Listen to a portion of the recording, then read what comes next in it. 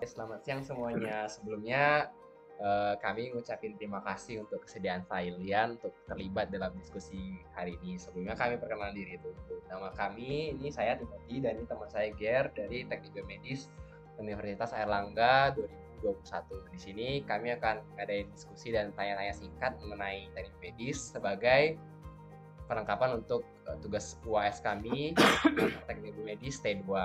Nah, adapun saya ingin memperkenalkan di sini ada narasumber teman-teman kami yang baik hati. Ada Dimas dari Teknik Biomedis UGM 2022, ada Zaki dari Unsri Kedokteran Fakultas Kedokteran tahun 2021, ada Faris dari Kedokteran Unsri tahun 2021, dan ada yang lagi berhalangan untuk on cam tapi nanti bisa meresponi, itu Akhtar dari Teknik Medis UGM tahun 2022. Mungkin langsung aja dari teman aku bakal nanyain satu pertanyaan yang pertama. Jadi mau izin bertanya ya. Jadi menurut kalian apa sih itu teknik biomedis? Mungkin bisa dijelasin lah. Gimana menurut kalian? Ya mungkin yang pertama mau kutanyain ini dulu sih ke Dimas coba. Jadi yang ditanyakan tadi apa itu teknik biomedis ya? Iya, secara umum aja. Jadi ya, secara umum kalau dari yang saya tahu teknik biomedis itu sebuah bidang yang belajar tentang metode rekayasa, sains dan teknologi dalam bidang medis dan kedokteran begitu. Oke, kalau dari kedokteran nih, antara Zaki atau Faris nih, kira-kira kalian ada pendapat nggak? Kira-kira apa sih teknik biomedis itu? Mungkin dari jadi kalau dari saya, oke. Kalau dari saya, menurut saya teknik biomedis itu satu bidang yang luas tentang teknologi dalam bidang kedokteran, yang akan membantu memudahkan pekerjaan dokter dari segi alatnya. Kalau misalnya dari Faris nih, ada tambahan nggak atau sebenarnya sama-sama aja? Untuk sebagian besar sama dengan jawaban dari Dimas sama Yusuf tadi sih. Karena kan teknik biomedis itu dari saya melihatnya teknik biomedis itu adalah suatu bidang pendidikan di mana dia itu menggabungkan antara dua bidang antara kedokteran dan juga teknik gitu loh. Namun di teknik biomedis itu mereka lebih fokuskan dalam alat-alat kesehatan, bagaimana pengoperasiannya, bagaimana cara kerjanya dan lain sebagainya. Nah itu aja mungkin untuk nambahin. Mungkin terakhir kita tanya ke Akhtar nih. Kira-kira kalau dari Akhtar sendiri sih, pandangannya atau gambaran secara umumnya teknik biomedis itu gimana sih yang udah dikenal? Ya, dari yang saya tahu, teknik biomedis itu turunan dari dua jurusan, dari teknik elektro dan kedokteran. Jadi kurang lebih pandangannya teknik biomedis itu jurusan yang berfokus pada pengembangan alat-alat dan keperluan yang dibutuhkan di dunia medis. Seperti yang saya ketahui penjurusannya itu ada biomaterial, ada instrumentasi, apalagi yang baru ini akan ada pengimplementasian kecerdasan buatan di dunia biomedis, apalagi yang sedang diperlukan sekarang di rumah sakit. Jadi kurang lebih yang saya tahu begitu. Oh iya. Terima kasih untuk pendapat kalian. Nah selanjutnya aku mau penasaran nih, mau nanya sama Akhtar sama Dimas. Kira-kira apa sih yang jadi motivasi atau tujuan utama kalian kenapa mau join teknik biomedis di UGM? Mungkin dari Akhtar dulu. Jadi untuk alasan utamanya kalau milih teknik biomedis ya, jadi dulu udah pernah beberapa kali ikut lomba yang berkenaan dengan teknologi dan yang baru ini medis. Jadi ingin menggali lebih lanjut tentang wawasan dan pengetahuan di kedua bidang ini, dan teknik biomedis mencakup semuanya bagi saya. Jadi akan berguna sekali jika tidak hanya untuk memuaskan minat dan keingintahuan, tapi juga mendapatkan ilmu yang dapat diterapkan untuk kedepannya. Kalau dari Dimas? Kalau untuk dari saya sendiri ya kurang lebih sama Tapi kalau saya tuh kan kayak udah basisnya tuh kayak udah teknik gitu. Udah pengennya tuh belajar teknik. Tapi juga pengen belajar sebuah medis gitu. Ya sudah, terlihatlah ada teknik biomedis yang dia juga belajar teknik tapi dalam bidang medis gitu kan. Wah, ya udah jadi saya pilih teknik biomedis. Mungkin aku bakal cerita sih ya. Kalau aku pribadi sih kira-kira hampir sama Dimas sih. Karena dulu kan sempat bingung antara mau milih teknik atau kedokteran, dan terus di kepala tuh kayak wah teknik biomedis nih kan, kebetulan ngeliatnya di UNER, jadi ya udah kebetulan milihnya itu. Dan setelah sampai saat ini ya ngerasa cocok-cocok aja sih, soalnya kayak nggak juga banyak hafalannya, masih ada pelajaran yang hitung-hitungnya, terutama masih ada kayak yang menarik kayak kalkulus sama fisika, terus itu juga bisa belajar coding gitu sih. Kalau Ger ada alasan tersendiri ya kenapa milih TB? Kalau aku sih nggak ada ya, soalnya kalau aku dulu sebenarnya milih TB karena ya pengen aja kurang lebih sama kayak pengen teknik tapi juga pengen yang kayak ya kedokteran. Jadi ya udahlah, cobalah TB, akhirnya yang masuk aja gitu. Oke, mungkin sekarang mungkin mau next pertanyaan selanjutnya ya. Jadi kalian pernah lihat secara langsung nggak sih kayak orang yang kerja di bidang teknik biomedis, entah itu di rumah sakit atau dimanapun itu, pernah nggak kira-kira?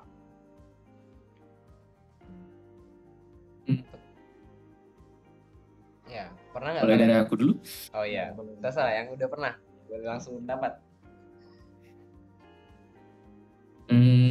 Jadi kalau melihat langsung tuh belum ya.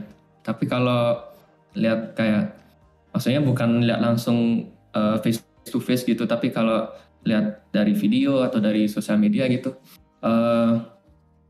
kayak penelitian-penelitian gitu tentang pengembangan alat atau mostly arah kesehatan.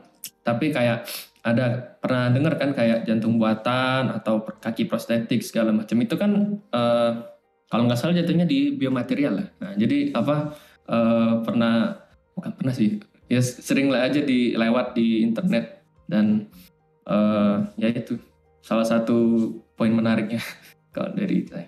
Oke, kalau dari misalnya atau Ucup nih, Zaki atau Faris nih, kira-kira kan sebagai dokteran nih, pernah nggak kalian lihat di lingkungan kedokteran tuh kayak oh ini pasti orang teknik biomedis nih, atau ini orang yang ngurusin mesin-mesinnya nih?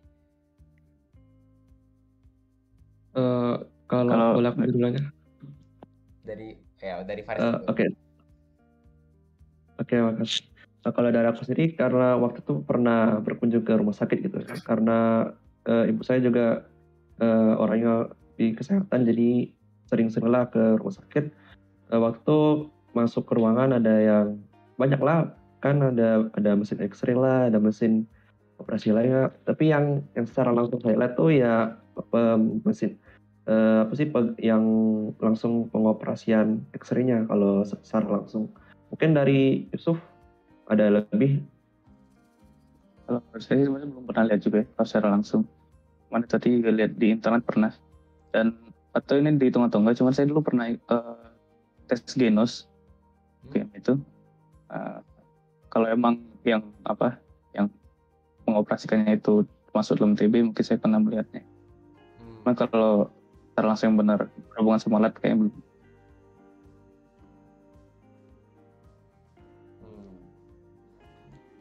Mungkin dari situ kayaknya kan tadi itu udah aku anggap kayak kalian udah nyebutin untuk kira-kira urusan teknik medis apa aja. Kalau yang dari kami tahu sih urusan teknik medis itu sih bisa bekerja di berbagai bidang ya. Kalau yang dipelajarin di kuliah kami ya bisa jadi clinical engineering atau hospital engineering, bisa juga emang jadi vendor atau istilahnya distribusi alatnya. Nah, selain itu bisa juga bener kayak kata Akhtar tadi, bisa jadi peneliti. Karena jujur dari teknik biomedis UNER juga, itu dosen-dosennya beberapa tuh emang ada yang gencar kayak buat penelitian gitu. Terutama biomaterial sih, yang kayak misalnya buat tulang buatan atau buat ya sejenis kayak buat kornea buatan, retina buatan ya gitu-gitu sih. Terus itu ya tentunya bisa juga kerja di industri kan, karena dari cutting sendiri sih ada juga yang kerjanya di industri kesehatan kayak Siemens atau di Surabaya itu kan, kalau kita di Palembang kan itu udah masih ini kan masih tidak terlalu banyak ya. Kalau di Surabaya tuh udah lumayan banyak kayak usaha-usaha industri-industri medis, soalnya aku juga tahu dari teman-temanku kan. Terus tuh bisa juga di rumah sakit, walaupun emang untuk sekarang kita sebagai teknik medis itu masih kurang bisa berhubungan langsung dengan rumah sakit karena ada yang namanya STR gitu loh guys. Jadi kayak karena teknik medis kan di Indonesia belum resmi profesi kan, jadi masih kayak jurusan sarjana gitu. Nah mungkin itu aja. Kan ya udah denger juga kayak pekerjaannya kayak masuk di industri, juga di pemerintahan, di rumah sakit. Kalau dari kalian sendiri tuh pengennya kemana ke depannya gitu? Khususnya untuk Akhtar sama Dimas, kira-kira pengen terlibat di mana nih yang mau ditekunin? Gambaran awalnya aja mungkin. Dimas aja dulu. Iya, boleh deh. Kalau dari saya dulu. Kalau dari saya sih, saya lebih pengen jadi scientist ya. Kayak dia menemukan ada masalah kita problem solving gitu kan, buat alatnya untuk bantu dalam bidang medis gitu. Mungkin kayak bisa membantu kegiatan operasi atau mungkin membantu dalam pelayanan di medis begitu. Kalau dari Akhtar? Jadi kalau dari saya udah lumayan ada background di informatika walaupun nggak terlalu banyak sih. Jadi kalau saya lihat di daftar matkulnya ya, di daftar matkul biomedis itu nanti bakal kalau dipilih ya kalau nggak salah, ada penerapan kecerdasan buatan di biomedis. Jadi kalau kecerdasan buatan biomedis itu berarti kita mengimplementasikan sistem machine learning dan penerimaan big data itu ke ruang lingkup di biomedis. Contohnya kita bisa ambil ke rumah sakit. Jadi saya lihat itu menarik kalau bisa dibilang sebagai tujuan gitu. Tujuan untuk kayak bukan memarahkan sih, kayak membuat sistem satu rumah sakit itu bisa di-improve dengan adanya kecerdasan buatan. Apalagi kecerdasan buatan biomedis yang orientasinya mostly ke alat dan untuk menerima data-data dari seluruh pasien yang pernah berkunjung atau dioperasi, sehingga mesin itu dapat belajar dengan lebih baik dan akan menghasilkan input yang lebih akurat. Lebih dari saya sih seperti itu. Oke, menarik sekali ya kalian. Kalau aku sih pribadi pengennya emang ke instrumentasi sih, kayak buat alat gitu kan, soalnya kayak emang lebih suka teknik. Terus itu jadinya kalau di UNER tuh juga cuma ada 2 peminatan sih, jadi instrumentasi medis sama biomaterial. Dan untuk sekarang aku pribadi udah instrumentasi medis sih. Jadi nanti pengen terlibat ke alat-alat aja sama kayak Akta tadi, mungkin membantu diagnosis kita ya kayak machine learning gitu kan. Jadi mesinnya atau alat lain kita buat tuh nantinya bisa tahu apa yang harus dilakukan berdasarkan data-data yang dikumpulkan. Kalau Ger gimana kira-kira? Milih apa? Mungkin kalau dari aku sendiri sih kayak yang lebih suka berkecimpung di rumah sakit sih. Ya dari ngecek alatnya, dan aku sih kepikirannya ke situ untuk sekarang. Dari yang udah kalian sebutin tadi sih, kan kita bisa simpulkan kalau teknik medis itu sebenarnya banyak bidang-bidangnya. Mungkin aku sama Ger bakal share sedikit kayak apa yang kami sudah pelajarin. Jadi kalau yang udah dipelajarin tuh kira-kira bidangnya ada biomechanics. Biomechanics itu yang kayak benar kata Akhtar dibilang, ada tangan buatan itu, kan itu biomekanik karena berhubungan dengan pergerakan. Ada juga bisa medical and biological analysis, membantu diagnosa segala macam, kayak istilahnya bukan membantu diagnosa sih, kayak membantu memudahkan kayak ngumpulin informasinya itu gimana. Ada biosensor, ada clinical engineering, ada medical and bioinformatics, ada rehabilitasi engineering. Rehabilitasi engineering itu seingat aku kalau dari penjelasan dosen, misalnya ada orang lumpuh nih, gimana dari sisi teknik medis itu bisa meningkatkan kualitas hidup dari orang yang direhabilitasi. Misalnya kita buat kursi roda yang bisa multitasking, atau kursi roda yang bisa meningkatkan kualitas dari dia walaupun dia sudah nggak bisa bergerak gitu. Terus itu ada juga physiological modeling, nanotechnology, biomedical instrumentasi, neural engineering, tissue engineering, yang kayak mirip sama biomaterial ya, yang rancang jaringan bisa jantung dan lain-lain. Ada bioteknologi, biomaterial, medical imaging atau citra medis yang kayak MRI, X-ray segala macem. Terus tuh ada ya prosthetic device dan organ yang buatan. Terus itu ya itu aja. Langsung tanya ini. Apa?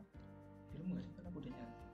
Oke, mungkin aku bakal langsung tanya lagi, khususnya ke Aktar sama Dimas lagi ya, soalnya ini berkaitan dengan ini. Kira-kira menurut kalian skill apa sih yang harus kalian kejar di luar perkuliahan ataupun yang harus difokuskan di dalam perkuliahan untuk bisa istilahnya menyukseskan jalan kalian di teknik biomedis ini? Apakah programming atau apa? Gitu.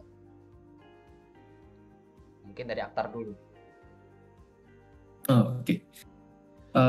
Jadi dua ya, yang untuk kuliah sama yang di luar kuliah gitu. Iya. Kalau mungkin di kuliah dulu ya.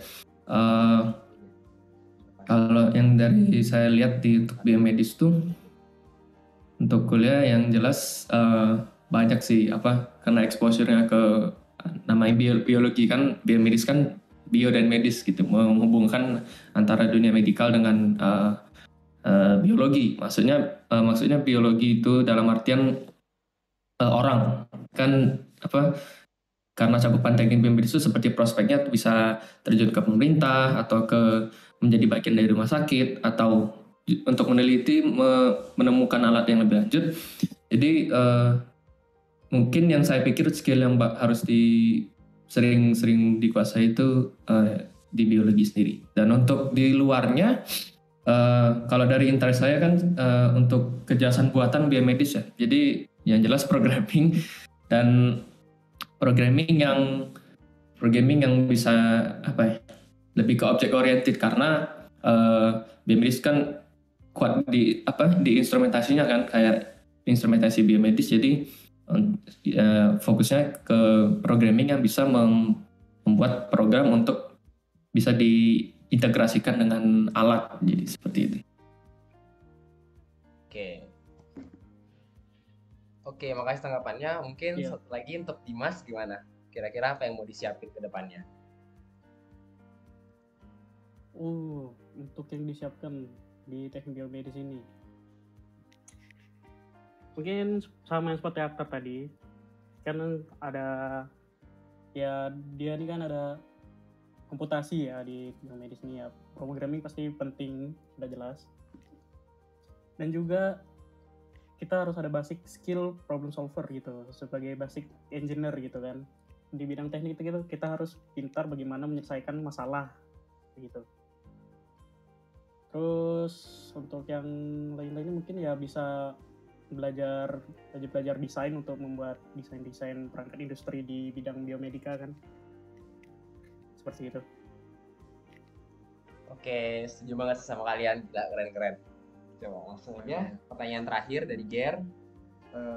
Apa sih kayak harapan kalian ke depannya gitu mengenai teknik biomedis Indonesia? Kan ya emang udah tahu kayak di Indonesia ini kayak agak kurang gitu kan sama kalau dibandingkan sama di luar negeri.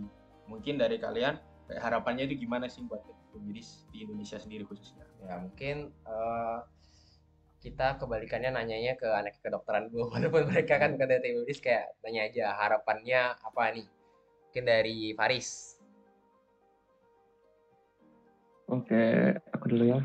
Mungkin kalau harapan bagi teknik biomedis itu untuk kedepannya lagi ya jelasnya lebih bisa berkembang gitu loh di Indonesia.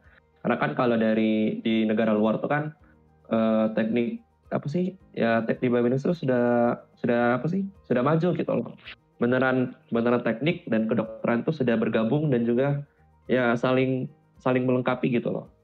Karena kan kebanyakan alat-alat mereka tuh sudah canggih dan ya itu tuh butuh banyak lulusan dari teknik biomedis lah. Dan juga nanti kan ya itu tadi, kalau kami dari dokter kedokteran ini kan kami menempuh ilmunya, kami mempelajari ilmu kedokterannya ya lebih kedokterannya. Sedangkan kalian dari teknik biomedis ya kalian yang menjembatani kami dengan perkembangan teknologi, di mana yang dengan perkembangan alat-alatnya lah dan lain sebagainya. Mungkin itulah dari aku. Oke. Biar pokoknya untuk kedepannya bisa maju untuk bidang kesehatan dan teknologi Indonesia. Mungkin Mungkin yang lain ada yang mau bertanggapan lagi? Zaki atau Dimas? Udah Kalau- unmute? Kalau dari saya, Ya. kalau dari saya sebagai mahasiswa kedokteran mungkin harapannya adalah semoga teknologi di Indonesia ini dalam bidang medis semakin maju gitu, dapat dibuat menjadi semakin maju, dapat mengikuti perkembangan di luar juga gitu. Karena kalau dari saya lihat sih ya, alat-alat itu rata-rata masih impor, jadi kan apalagi kalau alat untuk operasi dan segala macam. Kalau memang bisa di Indonesia memproduksi sendiri atau mencetuskan hal yang baru, itu akan semakin baik gitu. Ya, oke. Kalau dari Dimas atau Aktar, ada harapan tersendiri gimana ke depannya mau gimana dari medis Indonesia?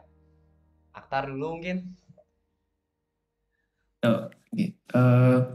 Di harapan saya untuk teknik biomedisnya, kalau dari sisi kuliahnya ya kayak lebih marak aja gitu. Semoga lebih banyak yang milih biomedis karena dunia perumah sakitan ya, apalagi di Indonesia gitu kan kayak birokrasinya ribet lah gitu kalau kasarnya. Cuman kalau tidak kesampingkan itu, teknologi kita juga masih belum jadi kayak pencetus saja gitu, belum jadi yang terdepan dari yang lainnya. Jadi dengan lebih banyaknya yang pilih biomedis, jadi ada harapan kita bisa untuk menjadi selangkah lebih depan dari negara-negara yang lain, dan juga tidak kalah dengan teknik biomedis sudah ada di luar negeri. Seperti yang menemukan vaksin itu kan ada orang kita tuh, tapi dia dari Harvard, dari teknik biomedis juga. Jadi lebih bagus juga kalau ada yang seperti itu juga, tapi dari Indonesia akan lebih bagus. Oke. Terakhir mungkin dari Dimas. Mungkin untuk harapan saya di teknik biomedis sendiri ya sama yang seperti lainnya, semoga ya banyak yang mau berkecimpung di dalam teknik biomedis ini, karena ya teknologi kan selalu berkembang terus. Jadi kita harus seimbangi juga di dalam bidang medisnya juga. Di bidang medisnya juga harus berkembang teknologinya gitu kan. Terus mungkin untuk pembelajaran di teknik biomedis di Indonesia sendiri juga harus dikembangkan gitu kan. Karena mungkin pembelajarannya juga masih kurang, jurusan teknik biomedis di Indonesia juga masih sedikit gitu. Dan juga kapasitas untuk belajarnya juga masih sangat sedikit gitu kan. Oke. Itu aja harapan dari saya. Oke, makasih. Benar banget yang kalian ngomongin ya. Semoga kedepannya teknik medis bisa semakin maju dan pelopor-pelopornya bisa mulai bermunculan dari kaula anak muda, mulai bisa ngasih inovasi-inovasi yang bagus-bagus, keren. Atau mungkin kita bisa harap salah satu dari kita bisa berkolaborasi. Semua dari kita bisa berkolaborasi untuk jadikan teknologi kedepannya di Indonesia, khususnya di bidang medis, semakin maju. Mungkin itu aja sih semua pertanyaan diskusi dari Timot sama Ger. Sebelumnya sekali lagi kami ucapkan terima kasih untuk bantuannya, udah mau ngobrol-ngobrol santai di hari ini. Walaupun kalian pastinya ada kesibukan masing-masing, tapi masih mau nyempatin untuk bantu kami ngerjain project OAS. Sekian dari kami ucapkan terima kasih. Selamat pagi Pak Sugi, selamat pagi teman-teman. Perkenalkan, kami kelompok dari kelas PTBT 2. Di sini akan melakukan diskusi mengenai pertanyaan-pertanyaan yang sudah kami siapkan untuk tugas UAS. Nah, sebelumnya saya akan memperkenalkan teman-teman saya. Di sini ada Dirdion, di sini ada saya Dimoti, Rizky Umar, dan di sini ada Jonathan. Mungkin apa langsung mulai aja ke diskusi yang topik pertama itu, kita kan sebagai mahasiswa teknik biomedis nih, kita pastinya berperan dalam menyediakan suatu informasi untuk bidang kedokteran misalnya. Terus itu kira-kira menurut kalian dari segi teknik medis itu bisa mendapatkan informasi dari tubuh manusia itu bisa dalam bentuk apa? Ilmu apa yang bisa menjamin itu? Mungkin dari aku dulu ya. Kalau informasi yang kita dapatkan dari tubuh manusia itu bisa dari gerak otot, bisa dari jantung, terus bisa dari biolistrik, biofluida juga bisa sih. Itu mungkin yang aku tahu seperti itu sih. Iya sih, itu paling di biolistrik itu dia ada teori yang bisa bilang kalau manusia itu sebenarnya mengantarkan listrik yang bisa dipakai untuk ke citra medis. Oh gitu ya. Terus kalau misalnya kayak gitu tadi sih, kalau dari aku sendiri sih artinya kan kita bisa dapetin informasi dari tubuh manusia itu beberapa dari kayak sinyal gitu ya. Kira-kira sinyal apa aja sih yang kalian tahu selama di teknik biomedis ini? Mungkin aku ya, kalau sinyal sih kalau mungkin ke pengaplikasiannya sih ya, kan ada ECG sama EGG. EEG maaf. ECG dan EGG. Untuk EEG itu nanti lebih ke arah jantung, sama kalau yang satunya itu ke arah otot. Kurang lebih gitu. Terus kalau otot itu dibikin gimana sih? Saya mau tahu otot jantung tuh itu ditempelnya di mana? Kalau dari aku sih, kalau misal otot ya, otot tangan kan seumpama kita membuat tangan prostetik kan, itu memanfaatkan keadaan otot tangan yang sebelah sini gitu. Jadi nanti tangannya itu mengangkut sinyal dari sini gitu.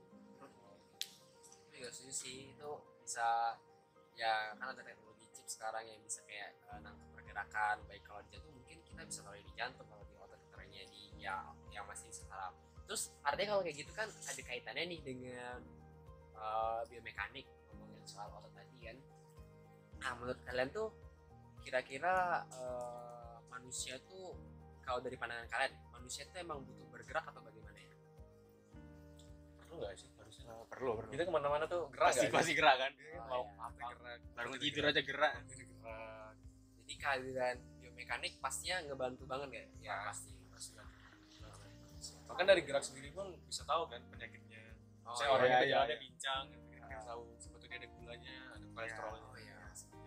Bisa. Terus aku nanya deh, ini kan tentang bioptik nih ya.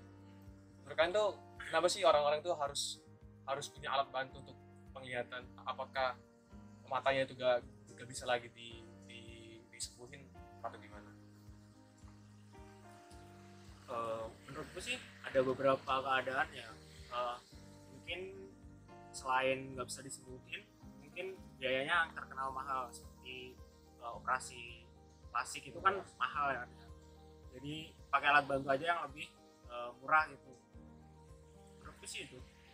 Ya, sama sih. Kalau dari aku sih sebenarnya ya juga sama yang diomongin Umar tadi. Bisa jadi karena mahal. Terus emang kalau menurut aku ada beberapa hal yang kita belum bisa terlalu menyamakan lah istilahnya. Kita sampai sekarang kan juga kalau soal optik misalnya kamera nih, gak ada juga kan yang bisa semirip sama mata manusia. Lagian menurut aku alat bantu itu dibutuhkan untuk mata karena menurut aku di hidup manusia mata itu salah satu hal yang meningkatkan taraf hidup. Jadi wajar untuk seorang manusia itu kalau misalnya ada kekurangan di mata butuh alat bantu untuk mata. Oke, itu kenapa ada kacamata buat yang senja nggak sih? Yang senja, yang minus, yang plus, buat baca. Tergantung klasifikasinya ya kan, ada kayak orang-orang juga butuh, ada yang butuh tadi kan senja terus benar.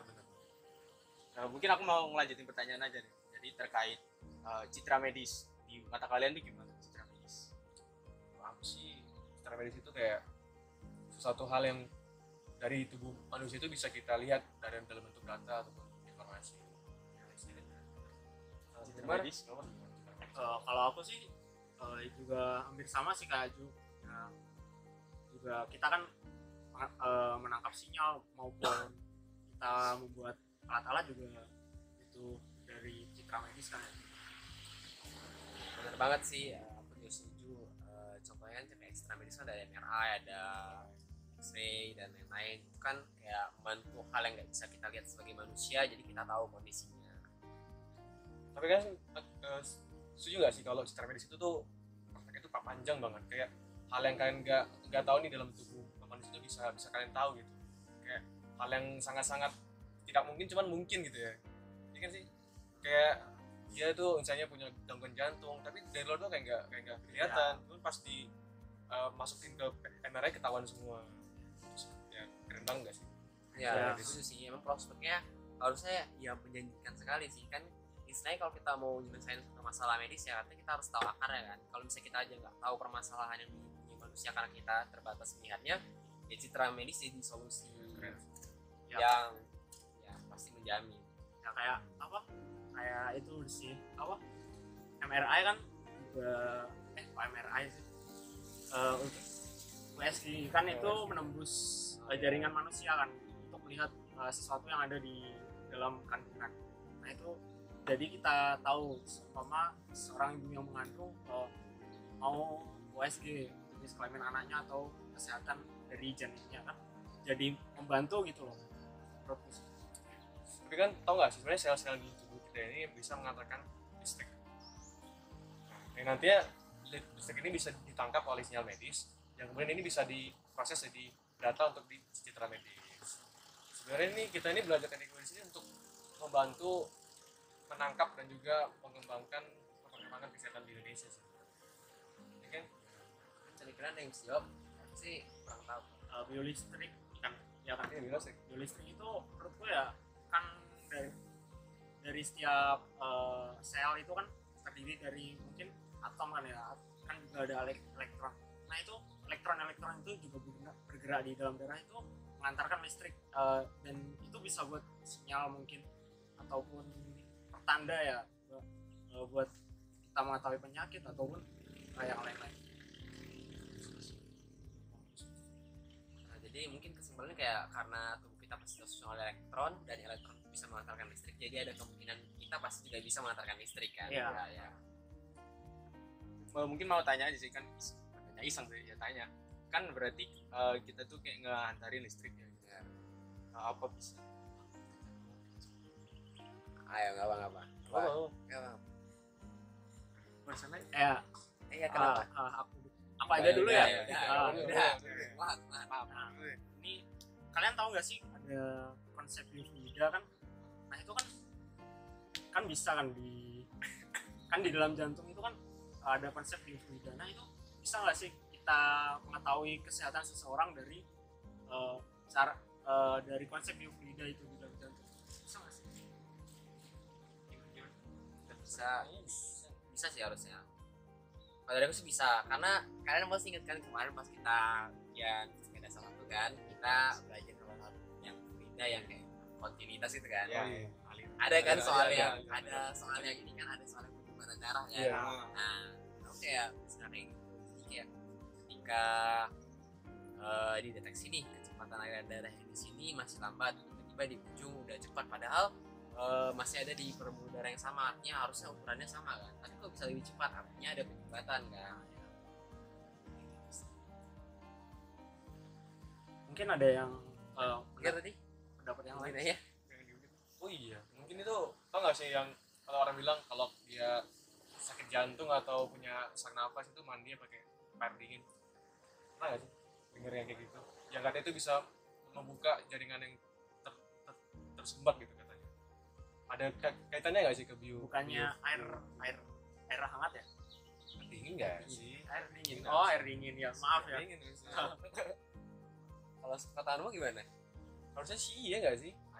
Ada garisnya, ada kaitannya. Si kalau air panas kan kayak ngebuka gitu loh, Pak. Yang ngebuka. Ya. Ini air dingin. Ini Air dingin. Air dingin Bodoh. tadi. Air dingin. Pakai air dingin. Air dingin Kenapa tadi. bisa pakai air dingin? Ya, Agak aneh nggak sih sebenarnya? agak aneh sih sebenarnya.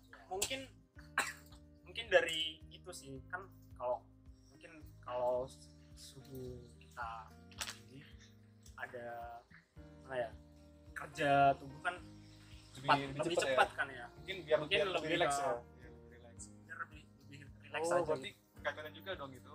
Kenapa yang habis olahraga itu dikompres pakai RS? Itu ototnya bisa lebih rileks lagi mungkin. Rileks ya. Ya. Terus kalau biomekanika itu gimana menurut kalian?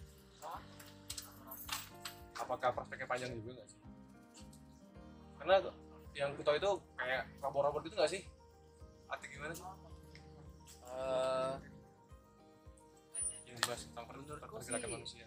Nah kan menurutku ya, menurutku biomekanika kan mempelajari gerakan ya, gerak manusia. Nah, itu juga bisa kan dituangkan di dalam konsep biomedis, mungkin membuat robot ataupun alat gerak yang lain seperti alat bantu gerak Bantu atau ya, ya tangan itu sih. tangan. Kalau kamu gimana Tim? Tapi sih tentunya prospeknya banyak sih, karena kalau gitu ya kayak zaman sekarang pasti yang ingin dicari itu meningkatkan kualitas hidup. Nah ketika tadi misalnya kalau organ pergerakan itu nggak bisa berfungsi lagi, kehadiran biomekanika kan bisa mengembalikan kualitas hidup mereka. Mereka masih bisa lari, misalnya mereka nggak punya kaki nih, tiba-tiba ada biomekanika untuk buat kebuatan. Nah jadinya mereka bisa lari lagi, terus tuh kayak bisa melengkapi apa yang mereka nggak bisa, yang sebelumnya mereka nggak bisa. Nah itu aku jadi prospek yang sangat luar biasa sih. Sebenarnya ini sangat ini nggak sih saling Ya. bergantungan dari citra medis ke biomekanika, ke listrik. Ini kalau misalnya dari citra medisnya belum kompleks ini, belum tahu tentang orangnya, kita berarti belum bisa taw dong. Belum bisa tahu gimana ya, harus ya, ngapain harus ya. apa Ya. ya, tangan apa kita nggak Nggak tahu. kan? Ya. Keren sih. Itu dari biomekanika juga butuh kayak sinyal. Jadi sinyal ya kalau kita mau buat kayak perantinya, kita harus tahu instrumentasinya gimana.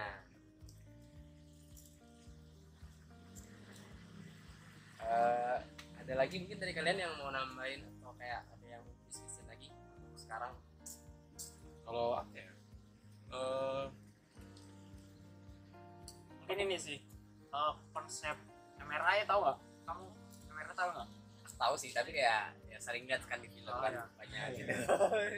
Ya, kalau pengetahuanku sih konsep MRI itu kan seperti mendeteksi organ tubuh kan ya, melalui sinar X. Nah itu kita di apa? Jadi pantulannya nanti akan ditampilkan di dalam komputer gitu kan, untuk mengetahui suatu penyakit. Nah, kalau kalian menurut kalian MRI itu masuk dalam apa sih? Listrik atau Mungkin kalau MRI kan berarti dia hitungannya buat yang ngecek itu tadi kan. ya? Jadi ada sangkut pautnya sama si listrik itu tadi, sama kayak nge-build si MRI itu gimana, bisa dari biomekanika gitu, bisa kan ada kayak merepet ke sana gitu.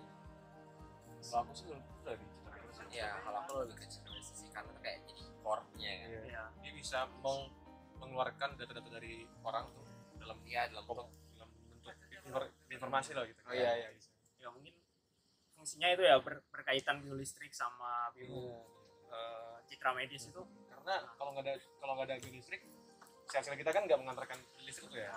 Ya si MRI-nya tuh nggak bisa tangkap sinyal dari sel tubuh kan. Maka itu pernah dengar nggak sih yang apa itu yang jumper kalau jantung? Yang iya. jumper kan? Itu kan dia kan karena gak ada sinyal di PKG-nya, maka itu jumper kan? Dia kan mengatakan listrik dalam tubuh manusia tadi.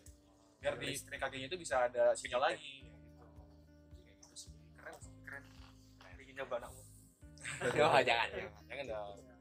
Ya semoga aja kita bisa ya Satu saat suatu saat. Karena ini prospeknya sangat panjang sih. Mungkin kalau di Indonesia sekarang belum, tapi kayaknya beberapa tahun ke depan pasti sih ya. Bisa. Mungkin karena Ya teknologi Indonesia kan juga emang istilahnya kalau kayak Sekarang proses perkembangan. masih berkembang gitu. Dibandingin Juga. yang lain emang masih bisa diakui tertinggal lah. juga teknologi biomedis di Indonesia kan juga yang masih baru-baru ini kan ya ada. Ya kan nggak masih mungkin masih baru-baru ini 10 tahun Belakang ya. ke belakang lah sih. Ya mungkin kesimpulannya dari apa yang kita diskusikan tadi sih, semua materi yang kita pelajari itu berkaitan ya, saling berhubungan antara dia memang saling melengkapi sebuah alat, atau kayak dari sebuah alat yang jadi kunci utama beberapa aja, tapi nanti dari fungsi alat itu kita bisa melakukan pengembangan di bagian yang lain. Keren sih.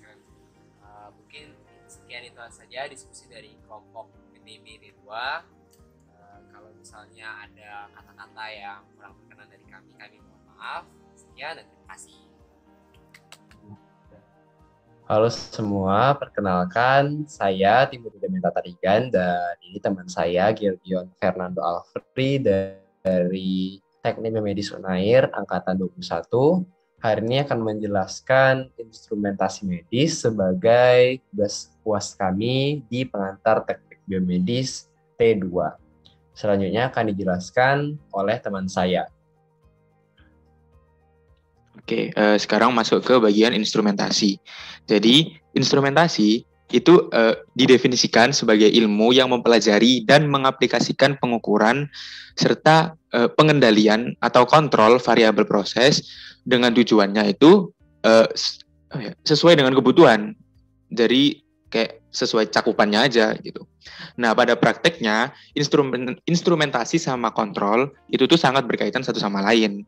Nah, suatu sistem kontrol yang bersifat manual itu membutuhkan banyak tenaga dan cenderungnya ya nggak stabil kan, namanya juga manual, sehingga sistem tersebut nggak cukup efektif, nggak kayak kurang efisien, terus reliable.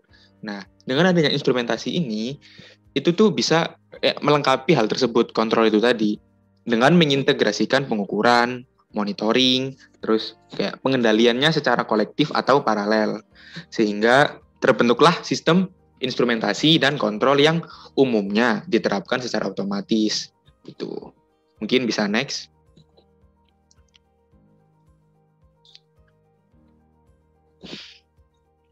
Oke, berarti ini lebih ke instrumentasi medis.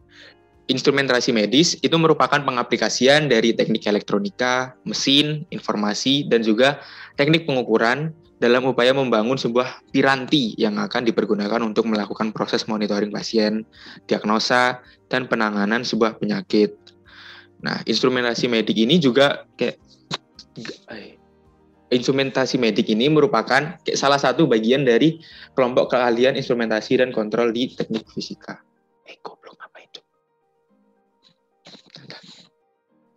Nah, kayak contohnya sih inilah wheelchair gitu kan, merupakan alat bantu bagi yang memiliki keterbatasan gerak. Jadi karena misal cacat fisik, kemudian ataupun memang mengalami gangguan motorik. Nah, kan untuk beberapa pengguna kan kayak di wheelchair itu kan kayak masih dapat dikendalikan oleh mereka sendiri. Nah, namun ada emang penggunanya itu memerlukan bantuan dari orang lain untuk menggerakkan kursi rodanya. Nah, mungkin bisa next. Selanjutnya saya akan menjelaskan klasifikasi instrumentasi medis. Jadi dalam instrumentasi medis sendiri itu ada klasifikasinya. Ini berdasarkan fungsi atau kegunaan dari instrumennya sendiri. Yang pertama itu ada recording instrument. Nah, recording instrument ini merupakan instrumen yang berfungsi untuk mendapatkan data atau merecord data yang didapat dari tubuh manusia. Nah, contoh-contoh halnya itu ada elektrokardiograf, elektromiograf, elektroencephalograf, eksifograf, fonokardiograf, plethysmograf, termograf, tomograf, ultrasonograf, dan radiograf. Selanjutnya ada monitoring instrumen. Nah, monitoring instrumen ini untuk memonitor keadaan pasien. Kebanyakan dari alat-alat ini untuk memonitor keadaan pasien atau memonitor kondisi-kondisi yang ingin dilihat atau diobservasi. Contohnya itu tuh ada bedside monitor. Bedside monitor ini merupakan monitor yang terletak di sebelah kasur rumah sakit yang sering kita lihat kalau misalnya keadaan seorang tuh ada sedang kritis dan kita perlu tahu detak jantungnya, atau keadaan kondisinya apakah masih bernyawa atau tidak, seperti itu. Ada juga biomonitor dan vital monitor. Selanjutnya ada juga analyzing instrument. Ini merupakan instrumen yang fungsinya merupakan untuk membantu analisis. Ada kolorimeter. Kolorimeter itu kalau kita searching atau kita cari di internet, fungsinya bisa untuk mengetahui identifikasi obat atau zat kimia berdasarkan warna. Terus itu ada juga spektrometer untuk analisis cahaya dan ada flame photometer. Yang terakhir itu ada klasifikasi instrumentasi medis, yaitu data logging dan controlling instrument.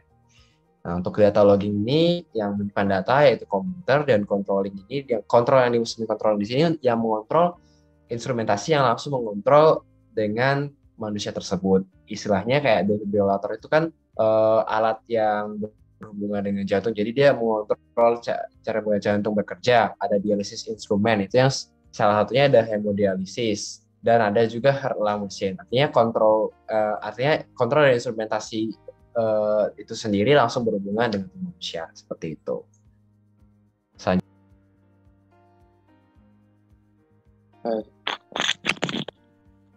Sekarang masuk ke komponen of medical, tahu lebih ke sistemnya ya. Jadi untuk yang pertama itu lebih ke kuantitas fisik atau properti atau kondisi yang diukur oleh suatu sistem. Terus mungkin artian lain juga bisa kayak aksesibilitas pengukuran menjadi penting. Terus untuk yang kedua itu ada transducer, itu adalah perangkat yang mengubah satu bentuk energi ke bentuk energi lainnya. Terus mungkin ada sensor juga. Sensor merupakan perangkat yang mengubah besaran fisik menjadi keluaran listrik.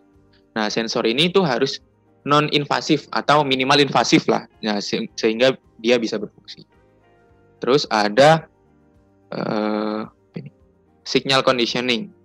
Nah, itu dapat memperkuat atau memfilter atau hanya mencocokkan impedansi sensor dengan tampilan. Nah, seringkali keluaran sensor ini diubah menjadi bentuk digital dan diproses oleh sirkuit digital khusus atau komputer mikro. Terus yang kelima ada auxiliary component.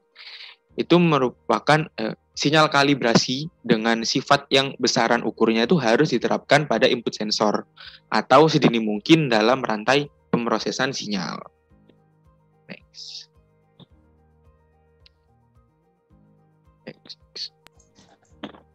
Selanjutnya saya akan menjelaskan mengenai instrumental operational modes atau mode operasi dari instrumentasi medis sendiri. Nah, yang pertama itu direct mode dan indirect mode. Nah, direct mode itu merupakan instrumentasi yang istilahnya kita langsung bisa berhubungan langsung dengan pengukurannya. Dalam hal ini contohnya bisa berupa temperatur dan heartbeat, di mana kita ketika mengukur temperatur itu secara langsung bersentuhan dengan tubuh manusia. Jika kita ingin mengukur temperatur itu kita kan kadang menaruhnya di atas kulit sehingga kita bisa mendapatkan langsung.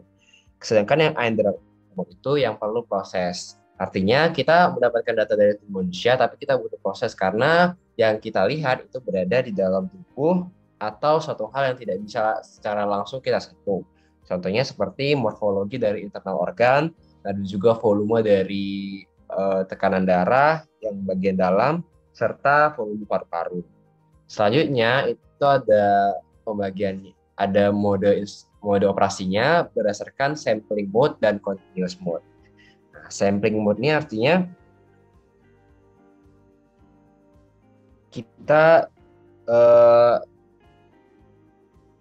pengukurannya itu monitoring dari pengukurannya itu tidak menjadi suatu hal yang menjadi terlalu sering karena dia itu berubahnya cenderung lambat atau kayak tidak ada perubahan yang bisa tidak terjadi perubahan yang signifikan. Contohnya seperti body temperature. Kayak suhu tubuh manusia kan walaupun berubah tapi itu perubahannya secara lambat sehingga dia hanya perlu diambil secara sampling mode. Istilahnya saat pagi suhunya sekian, saat siang suhunya sekian, tidak perlu monitor suhu tubuh manusia secara detail setiap detik seperti itu. Untuk kayak continuous mode itu dia pengukurannya secara frekuens atau secara sering dan merupakan pengukuran yang konstan dimonitor karena menjadi suatu hal yang vital. Contohnya ada elektrokardiogram itu yang berhubungan jantung dan respiratory gas flow itu pasti berhubungan dengan paru-paru atau pernafasan manusia. Terus itu ada juga operasi instrumentasi itu yang dibedakan dari generating mode dan modulating mode. Ini dibedakan dari energi yang digunakan. Istilahnya generating mode itu menggunakan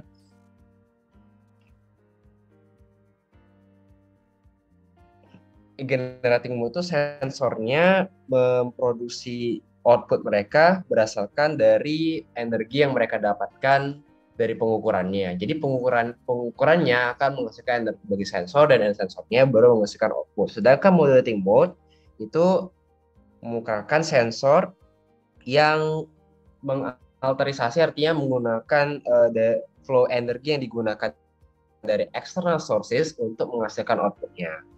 Selanjutnya ada operasi instrumentasi yang dibagi menjadi dua, yaitu analog mode dan digital mode. Sebenarnya dua hal ini hanya dibedakan dengan jenisnya yang dimanfaatkan. Untuk analog mode itu menggunakan sinyal analog, dan untuk digital mode itu menggunakan sinyal digital.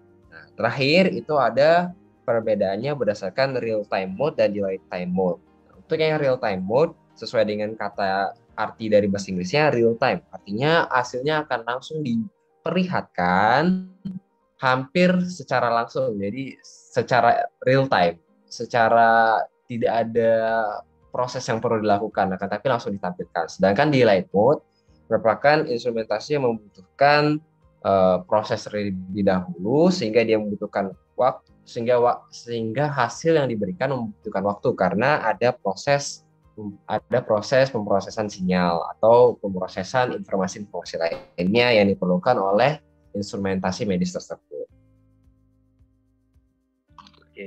Jadi sumber untuk input di instrumentasi itu ada berbagai macam. Yang pertama ada desired inputs, yang kedua ada interfering inputs, dan juga ada modifying inputs.